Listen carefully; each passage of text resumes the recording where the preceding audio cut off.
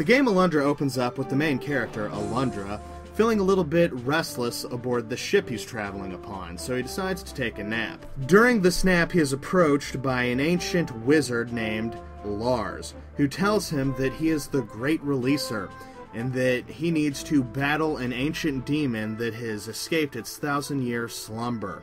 That very same demon joins Lars within his dream and tells him that no puny human could possibly stop him. Suddenly, a violent storm wakes up Alundra. The ship is capsized, and he washes ashore. In this town, he discovers that a man is about to die, but luckily, he is a dream walker, and he can enter the people's dreams and fight the nightmares, which is very interesting and a very good setup for this game.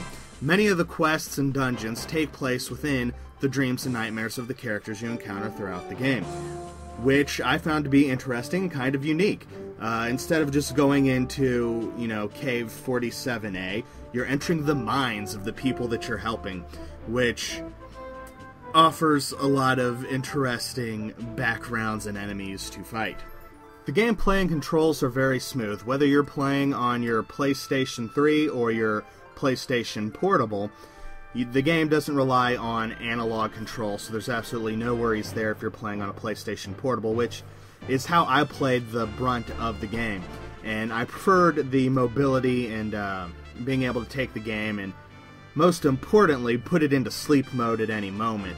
Because a big, involving game like this, you get sucked into it for hours, but then pesky old real life comes at you, and you gotta go ahead and toss that bad boy into sleep mode. So personally, I played it on my PlayStation Portable for the most part.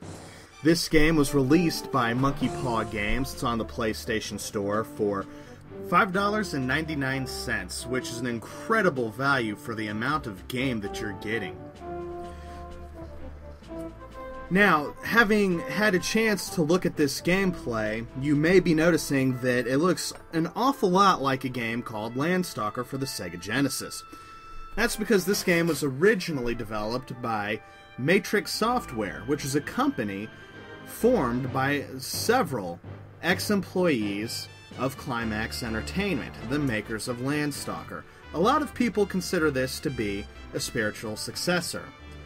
The main protagonists of each game happen to look very similar. The gameplay is also very, very reminiscent of Landstalker. So if you're familiar with that game, you owe it to yourself to pick this up. You will not be disappointed. For the most part, I found a lot of the puzzles in this game to be more difficult than the puzzles I encountered in Landstalker. That may just be me. If you do find yourself getting stuck with the game, go ahead and check out monkeypawgames.com.